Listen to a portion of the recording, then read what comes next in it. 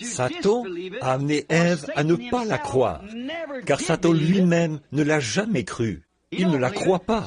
Alors il a amené Ève à croire cela. Et il fait toujours la même chose. Et enseigne la même chose à d'autres. Et eux doutent de cela comme elle l'a fait. Dieu a fortifié son peuple derrière sa parole. C'est votre seule défense. Pas votre dénomination, pas votre père ou votre mère. C'est très bien, mais derrière la parole de Dieu. C'est l'endroit où le croyant est protégé, derrière la parole. Quand cette petite voie d'accès a été brisée là-bas, avec un petit « je me demande si c'est vrai ou pas », ça ne... Le raisonnement est entré et a pris la place de la foi. Ils ont supprimé les barrières. Et Dieu a tenu sa parole. Il l'a accompli. Satan a essayé d'amener Ève à ne pas la croire ou de raisonner. Ne raisonnez pas avec la parole. Vous dites, eh bien je crois, vous n'avez aucun droit. Quand Dieu dit quelque chose, il faut le faire simplement comme il l'a dit. Vous dites, eh bien je pense, mais vous ne devez pas avoir une seule pensée à vous. Que la pensée qui était en Christ soit en vous. Et Christ est la parole. Que la parole soit en vous. Toutes les autres paroles sont fausses. Les paroles de Christ sont vraies. D'autres croient Satan avec tous ses raisonnements, comme elle l'a fait. Le raisonnement, eh bien, pourquoi Dieu ferait-il ceci? Maintenant, ceci n'est-il pas aussi bon que cela?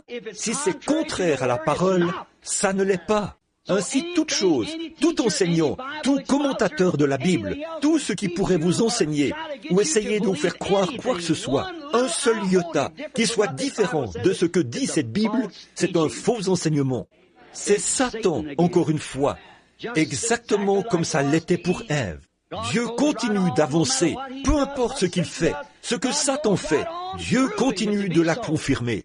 Maintenant, regardez ce qu'il a dit à Ève. Vous ne mourrez certainement pas, vous deviendrez sages. C'est ce que le monde cherche aujourd'hui, une preuve scientifique, la connaissance d'un homme. Et il a dit, vous ne mourrez certainement pas. Mais Dieu avait dit, vous mourrez. Et Dieu l'a prouvé. Et nous pouvons le voir. Il voulait dire exactement ce qu'il a dit. Allez au cimetière ici. Vous allez voir si c'est ce qu'il voulait dire ou pas. Le jour où vous en mangerez, ce jour-là, vous mourrez. Et quand vous vérifiez là, quel que soit l'homme ou son âge, il n'y a jamais eu un homme qui ait vécu 1000 ans. Dieu a prouvé sa parole parfaitement. Il le fera chaque fois. Mais souvenez-vous, il tient toutes ses promesses de bénédiction aussi bien qu'il garde ses malédictions. Parce qu'ils en ont mangé, ce jour-là, ils sont morts. Et il vous prouve qu'ils meurent vraiment le jour où ils en mangent. Il tient également chaque parole qu'il a dite au sujet de ses bénédictions. Chaque promesse, Dieu la tient. Oh, j'aime ça. Vous devez choisir celle que vous voulez. Ses bénédictions en la croyant ou ses malédictions en la pervertissant. Si vous la pervertissez et en croyez le côté perverti, alors vous êtes maudit. Si vous la croyez exactement comme il l'a écrite et que vous vous y tenez, alors vous êtes béni. Et c'est toujours contraire à la science, toujours contraire à la manière des scientifiques de démontrer les choses. Car il tient chaque parole, autant ses bénédictions que ses malédictions. Lorsque des hommes et des femmes ont péché dans le monde antédiluvien, il a contre sa véritable parole. Adam et Ève ont péché contre sa véritable parole. Mais là, toutes les générations qui sont venues après eux se sont mises à faire la même chose. Alors, il a prononcé la mort sur eux. Et finalement, cela finit par un anéantissement complet de tout ce qui se trouvait sur la terre. C'était entièrement recouvert d'eau. Il a tout balayé par l'eau.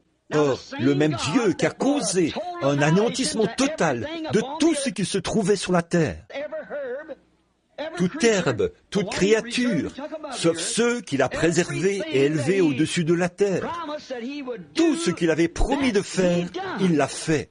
Et le même Dieu qui avait promis l'eau et qui a tenu sa parole, ce même Dieu promet le feu. Et il va tenir sa parole. Il va tenir sa parole. Bon, maintenant, qu'est-ce qu'il a fait?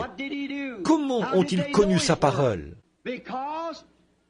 Parce que sa façon immuable de faire, de démontrer qui il est, avant de faire des ravages ou d'exercer un jugement, c'est qu'il envoie toujours la parole aux gens et il avertit toujours les gens. Oh, j'aime ça! Alors, nous pouvons voir exactement où nous en sommes.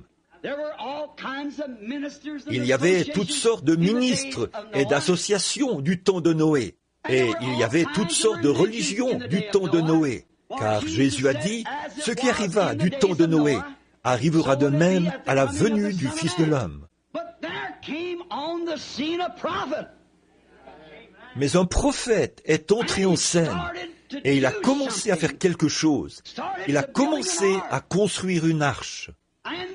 Et Dieu a envoyé son prophète, Noé, pour prouver qu'il avait envoyé sa parole et pour les avertir qu'une destruction allait venir, qu'ils ne pouvaient plus supporter la manière dont les gens agissaient, qu'ils devaient détruire l'homme qu'il avait un jour créé.